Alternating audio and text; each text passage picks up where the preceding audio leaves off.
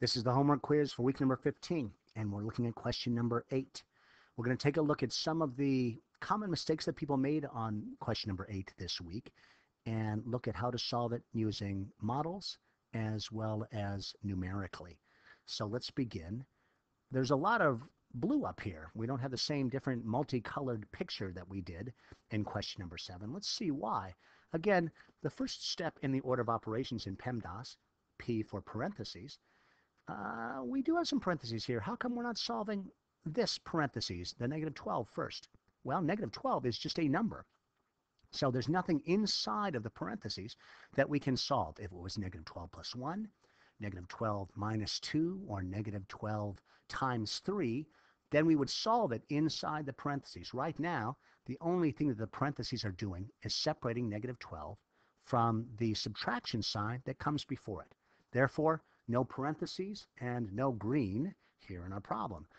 No yellow either. There are no exponents in any of these problems. Multiplication and division. Well, how come that parentheses, again, how come that is not part of a multiplication problem? As you recall, in question number 7, we had a number inside of parentheses that was involved in multiplication. That signaled multiplication. Why not here? Well, for the negative 12 to be multiplied by 7, it would have to be, the number 7 would have to be right outside of the parentheses, like this. If this were the case over here, then that would be a multiplication and division problem for us to be able to solve, a multiplication problem. In this case, it's not. So we have merely 7 minus negative 12. It's not multiplication because the 7 is not directly outside of the parentheses. What we're left with are addition and subtraction problems. In fact, they're all subtraction. Now, we've talked about and shown in a couple of different videos this week that it's a lot easier to be able to change subtraction into equivalent addition problems. And that's what we're going to do with this problem up here before we continue. We have negative 6 minus positive 4. We're going to change that subtraction sign into an addition sign and then change the positive 4 into negative 4.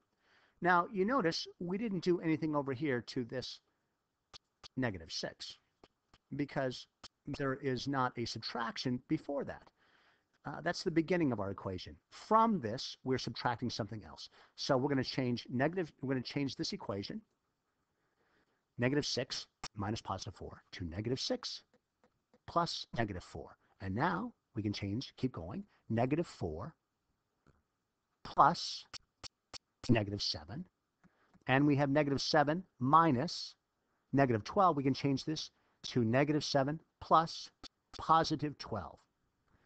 There we go. We've changed all of our different subtraction signs into equivalent addition problems, and that's going to make it easier for us to solve. Let's go ahead and begin solving. We have negative 6 plus negative 4. Let's begin with a model for the negative 6 and a model for the negative 4. If we put those together, well, that's easy.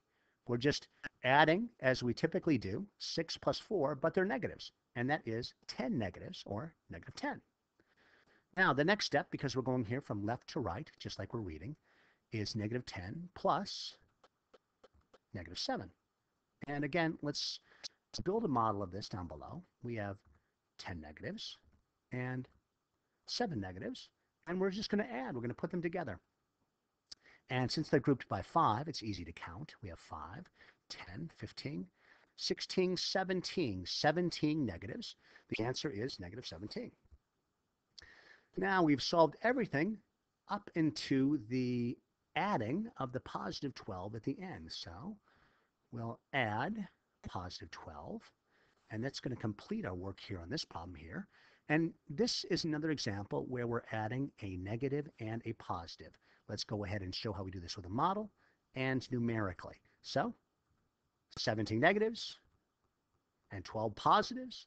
If we put them together, what we have left over here, once we cancel out the 0 pairs, what we have left is negative 5.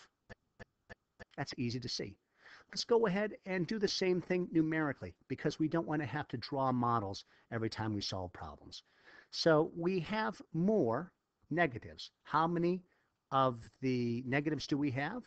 We have 17 negatives. That's the one of which we have more.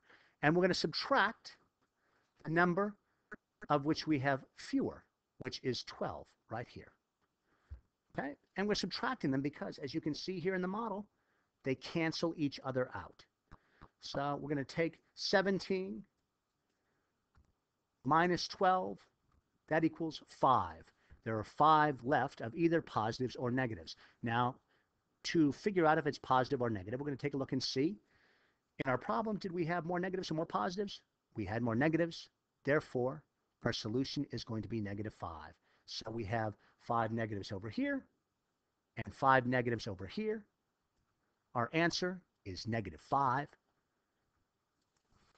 And that's how we solve problems such as this. They're all addition and subtraction, but it's helpful if we have problems with a lot of subtraction in them to change them to equivalent addition problems.